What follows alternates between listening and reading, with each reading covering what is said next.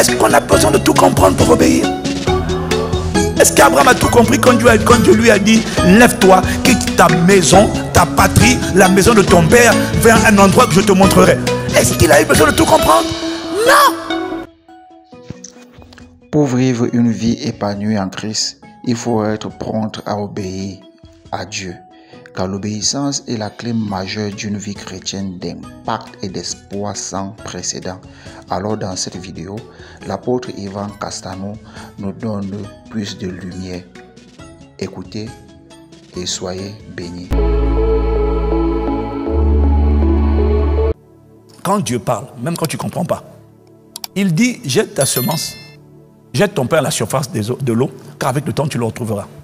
Et puis après, dans ça c'est dans Ecclésiaste chapitre 11. Il dit, toi, de la même manière que tu ne comprends pas, comment se fait-il qu'un sperme dans le sein de la femme produit un enfant? Il dit, tu ne connais pas l'œuvre de Dieu qui fait tout. Tu ne connais pas les itinéraires, mais tu connais l'aboutissement. Tu as planté une semence, un enfant va sortir. Quand Dieu te parle, n'essaie pas de tout comprendre. Si tu comprends, c'est bien. C'est que le jugement, tu l'attires sur toi quand tu comprends et que tu ne fais pas.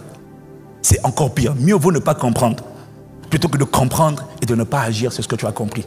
C'est une double peine. C'est un jugement que tu attires contre toi-même. Plus tu connais, plus on te demandera sur la base de ce que tu connais. Voilà pourquoi il dit, on demandera à celui qui a beaucoup reçu. Celui qui a peu reçu, on demandera peu. Mais celui qui a beaucoup reçu, on lui demandera plus de comptes. Quand Dieu te parle, fais ce qu'il te dit de faire. Quand Dieu parle de l'importance des familles d'impact, même si tu ne comprends pas, oui mais j'ai mes problèmes, oui mais tu ne comprends pas, tes problèmes ne vont pas diminuer. Tes problèmes ne vont pas diminuer par la constatation de tes problèmes. Tes problèmes vont diminuer, mais tu ne comprends pas comment. Il y a un protocole. Quand il dit chercher premièrement le règne de Dieu et sa justice. Tout le reste, les questions là, de quoi vais-je me vêtir, de quoi vais-je manger, comment je vais faire. Il dit toutes ces questions là que vous avez là vous seront données, ça sera géré par-dessus tout. Mais il faut d'abord commencer par la priorité de Dieu. Il y a des choses pour lesquelles je te parle, tu n'écoutes pas. Il y a des choses pour lesquelles je te parle. Je ne dis pas ça pour te faire plaisir. Je dis ça parce que je sais ce que ça produit. Et pas seulement sur moi, sur toutes les personnes qui ont cherché le même genre de principe, qui ont cherché le cœur de Dieu, qui ont cherché le fardeau de Dieu, qui ont mis Dieu en priorité, qui se sont oubliés eux-mêmes. Toutes les personnes qui ont fait ça. Je n'ai jamais, le psalmiste a dit, j'ai été jeune, j'ai vieilli, je n'ai pas vu le juste abandonné de l'Éternel, ni sa postérité mendier son pain. Il y a des choses que tu demandes à Dieu que tu ne peux pas voir, tu ne peux pas vivre, parce que tu ne fais pas de Dieu ta priorité. Tu penses que non, tu rends service à Dieu quand je rends service à l'église, hein. Ça ne m'arrange pas, mais vraiment c'est pour rendre service au pasteur. Tu ne rends pas service au pasteur, tu rends service à ta vie, à ta postérité, à ton futur. Si tu ne te lèves pas, laisse-moi te dire une chose, quelqu'un se lèvera. Si tu ne fais pas, quelqu'un, Dieu va susciter. Oh, Dieu a dit, si vous ne louez pas, les pierres vont chanter. Les pierres, il va faire bouger les pierres juste pour vous humilier. Si tu ne veux pas aller, il a utilisé un âne. Un âne. Quand Dieu te donne l'opportunité de servir, il te rend service. C'est toi qui penses que tu lui rends service. Dis à Dieu non. Dis à Dieu je refuse. Tu vas voir que Dieu va susciter quelqu'un d'autre. Mais la manière dont tu vas le susciter, c'est toi qui seras jaloux. C'est comme ça qu'après vous dites non, là-bas c'est sorcier, là-bas c'est franc mécanicien, là-bas c'est Castano, apôtre de Satan. Les gens qui disent ça là, ils avaient l'opportunité de souffrir pour Christ. Ils ont préféré, non, non, non, ici en France, attention, attention, attention. À force de dire attention, maintenant il y a l'attention. Et puis on a des gens qui disent, je m'en fiche. Quel que soit le territoire, si Dieu dit c'est possible, moi je crois que c'est possible. Tout le monde a dit, ah non, Ivan, soyons réalistes. Hein. Tu sais, quand on a commencé ICC, tu comprends, en 2002, tout le monde disait, la France c'est dur. La France, c'est compliqué. La France, oh là là, c'est dur. Mieux vaut aller ailleurs, mieux vaut aller. La France, c'est dur. Mais qu'est-ce qu'on fait si Dieu nous a plantés ici? On fait comment? J'aurais voulu aller ailleurs, mais Dieu m'a dit, non, c'est ici. J'ai dit, moi, je vais partir. Il m'a dit, non, c'est là. Alors on fait quoi? Est-ce qu'on chante des chansons de lamentation, de défaite en disant ah c'est dur, alors comme c'est dur on va aller doucement, ça va aller? Ou est-ce qu'on dit allez, si Dieu nous dit de rester là, il a dit à Paul prêche ici car j'ai un peuple nombreux. Est-ce que tu crois que Dieu a un peuple nombreux dans ta ville? Est-ce que tu crois que Dieu a un peuple nombreux dans ton quartier? Est-ce que tu crois que Dieu a un peuple nombreux dans ton territoire? Il dit il y a un peuple nombreux, vas-y parle, prêche. Mais toi tu es là, ah non mais... Et c'est toutes les personnes qui ne vont pas finissent par envier, jalouser, admirer la poignée qui a osé aller.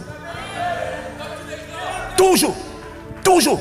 Quand tu ne vas pas, tu vas utiliser quelqu'un d'autre. Et toi, tu vas devenir un spectateur. Alors que tu aurais pu être un acteur. Un acteur d'une nouvelle histoire. Un acteur d'une nouvelle dimension. Un acteur, quelqu'un qui bouleverse le monde. Mais non, parce que tu as décidé de ne pas y aller. Non, non, moi, ma maison, oh, pasteur, ça ne m'arrange pas. Mais nous tous, on est busy. Nous tous, on est busy. Nous tous, on est busy. Nous tous. Toi, tu gères, moi, tu sais que plus tu gères du monde, demande au chef d'État, plus tu gères du monde, plus c'est compliqué. ICC, aujourd'hui, c'est à peu près 50 000 personnes chaque dimanche. Je ne connais pas la communauté Internet, je parle de physiquement. Plus tu as du monde, plus tu as des problèmes. Toi, tu gères 4 enfants. Tu es déjà épuisé. Heureusement que dans sa grâce, nous aussi on a eu enfant. Donc quand tu dis non, pasteur, c'est impossible, non, on te dit non, c'est possible. Nous aussi on a servi Dieu avec les enfants. Ma maman a porté les enfants, on était en train de servir avec les enfants, nous tous.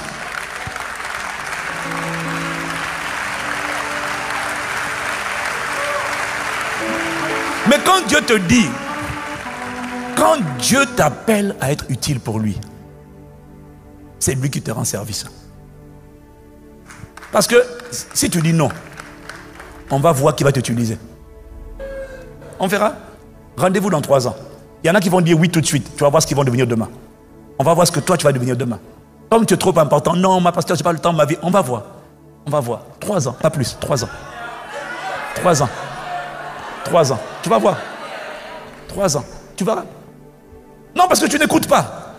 Parce que, vous voyez, on est dans une époque où ce qui est terrible, c'est que les gens, pour obéir, il faut amener la révélation. L'explication. Il faut que les gens comprennent. Montre-moi, pasteur. C'est pour ça que tous nos enseignements, tu vois, se structurent toujours d'abord, c'est quoi, pourquoi, comment. Malheureusement, on est obligé de faire ça. On est obligé de faire c'est quoi, pourquoi, comment. Entendre Dieu, pourquoi, d'abord c'est quoi. Et même là, je vais te parler. Mon message n'a pas commencé, mais t'inquiète pas, il ne va pas durer longtemps. Hein?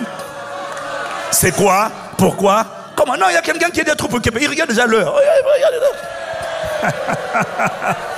C'est quoi, pourquoi, comment. On est obligé d'expliquer on est obligé d'expliquer. Donc, quand tu écoutes Pasteur Mohamed, pourquoi? Maintenant, quand tu expliques pourquoi les péchés sexuels, pourquoi c'est pas bon, il faut la révélation cachée derrière le péché sexuel là. Pour la personne dise, ah, il y a tout ça là derrière. Pasteur, ça y est, je suis motivé. Aïe. Tu vois, c'est une génération dont le cœur est devenu dur, endurci. Il faut plusieurs messages pour que tu dises, maintenant j'accepte de pardonner, maintenant j'accepte de servir, maintenant, pourquoi? Parce que tu as vu ton intérêt quelque part. Tu es un bébé. C'est ça les gens qui sont encore au lait de l'évangile. La nourriture solide, c'est trop compliqué pour toi. Parce que le lait, c'est quand on te parle des choses. Tu vois, non, ouais, tout ce qui t'arrange, tout ce qui est pour toi, qui te nourrit, c'est bon pour toi. Mais il y a aussi un évangile, la nourriture solide, c'est pas quand on te parle de toi, quand on te parle du mariage, tu es excité, du travail, tu es excité, la bénédiction, tu es excité. Quand on te parle de l'intérêt de Dieu, ah, pasteur. Tout enfant qui ne prend que du lait deviendra malade. Le lait, ça dure un temps. C'est pour te motiver. Mais il y a un autre type de nourriture. La nourriture solide. Pour les gens exercés. Pour les gens dont la vie n'est plus centrée sur eux. C'est pour ça que quand on parle des sujets, quand on parle, tu dis, bon, vraiment, quand est-ce qu'on va changer de sujet? C'est parce que tu ne comprends pas. Est-ce qu'on a besoin de tout comprendre pour obéir? Est-ce qu'Abraham a tout compris quand Dieu lui a dit, lève-toi, quitte ta maison, ta patrie, la maison de ton père, vers un endroit que je te montrerai? Est-ce qu'il a eu besoin de tout comprendre? Non. Il a fait confiance à Dieu. La Bible dit, Abraham crut en Dieu, cela lui fut imputé à justice. Il a prouvé qu'il aimait Dieu. Mais nous, pour aimer Dieu, il faut nous motiver. Pourquoi tu dois aimer Dieu? Parce que une fois que j'ai cru la démonstration, pasteur, je décide d'aimer Dieu. Le problème, tu es comme Thomas. Donc du coup, c'est difficile. Même le Saint-Esprit ne croit pas à l'authenticité de ton cœur. Parce que pour te motiver, il faut te donner envie. Il y en a, ils n'ont pas besoin qu'on leur explique tout ça. Quand Dieu a parlé, ils disent, moi, j'ai compris c'est quoi la rédemption. Je ne m'appartiens plus à moi-même.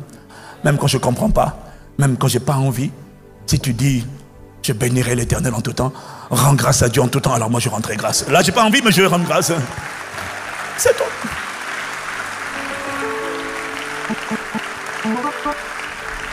Cette génération a le cœur endurci. Cette génération est dure d'entendement. Il faut la persuasion de l'explication. Les gens disent, ah maintenant, ah l'épouse là, ah aimer Dieu. Ah, donc il y a un niveau de tribulation qui vient sur le monde. Si tu n'aimes pas Dieu, tu vas être soufflé par Satan. Il n'y a que la dimension de l'épouse qui peut accéder à l'intimité avec le roi et changer le cours des nations. Ah ouais, ah ben là si c'est ça, je suis intéressé par la dimension épouse. Tu es intéressé, mais tu n'entreras pas parce que ton cœur est mauvais. Ton cœur n'est pas bon. Ta motivation n'est pas bonne. Dieu voulait que quand il te dit, je t'ai appelé pour toi, je t'aime d'un amour éternel. Il attendait que toi tu l'aimes comme il t'a aimé le premier. Et que tu lui demandes la grâce de l'aimer. Et que même si tu fais pas, tu agis ou tu agis pas, moi je vais t'aimer. Parce que à qui irais-je? Tu as les paroles de la vie. À qui irais-je? Moi je veux... Tu m'as aimé le premier. Comment rendrai-je à l'éternel ses bienfaits, ses bontés envers moi? Tu veux que je fasse quoi? Rien que pour ce que tu as fait, rien que de m'avoir sauvé. Est-ce que tu as vu où tu étais hier? Tu étais dans le péché, la débauche. Tu dormais pas la nuit, tu étais malmené, oppressé, accablé, tourmenté par le péché. Tu étais un prisonnier du péché, un prisonnier de la tyrannie de Satan. Tu voyais comment Satan... Maintenant que tu vas mieux, tu es incapable de dire merci. Tu es incapable de dire merci juste en donnant de ton temps, en donnant ta vie. Tu penses, toi ça va, mais tu ne penses pas à ceux pour qui ça ne va pas. Une génération égoïste. Dans les derniers jours, les hommes seront égoïstes, fanfarons. Il avait averti. Il nous faut des révélations. Ah! Seigneur, accorde-nous la grâce. Délivre-nous de ce genre de cœur. Tout est dans le cœur. Tout est dans le cœur. Il y a des comportements qui prouvent que ton cœur n'est pas bon.